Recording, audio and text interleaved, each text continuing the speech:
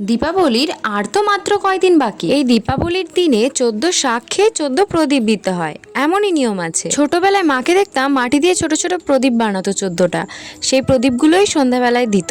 কিন্তু সেই প্রদীপগুলোতে না খুব তাড়াতাড়ি তেলটা টেনে নিত আর নিভে যেত।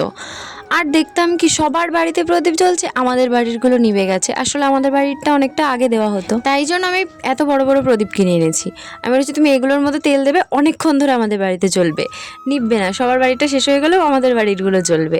আর আমার খুব ভালো লাগে, মানে বাড়ি ঘরে এরকম ধরনের প্রদীপ জ্বালানো থাকবে, একটা যেন আলাদাই আবেগ। এই দীপাবলির দিনে অনেকের বাড়িতেই নিয়ম থাকে গার্সির ডাল খেতে হয়, কিন্তু আমাদের বাড়িতে এরকম নিয়ম নেই। তবে 14 শাক খায়, আরও অনেক কিছু খায়, সেগুলো মা জানে। তাই এই প্রদীপগুলো কালো হয়ে গেছিলো, দেখতেও কেমন লাগছিল, তাই ভাবলাম এবার এগুলোকেও নতুন করে তাহলে সাজানো যাক আমার রং তুলির ছোঁয়ায়। দীপাবলির ঠিক আগের দিন অর্থাৎ ভূত চতুর্দশীতে 14 প্রদীপ জ্বালানো হয় মূলত দুটি কারণে: পূর্বপুরুষদের আত্মার শান্তি এবং অশুভ শক্তিকে দূর করা।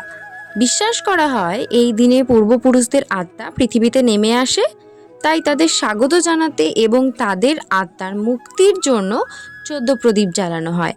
একই সঙ্গে এটি অশুভ শক্তিকে তাড়ানোর প্রতীকও বটে, যা এই প্রদীপগুলোর মাধ্যমে দূর হয়। সকলকে আগাম শুভ দীপাবলি। সকলে সুস্থ থেকো, ভালো থেকো, আনন্দ থেকো। আজকের মতো টাটা।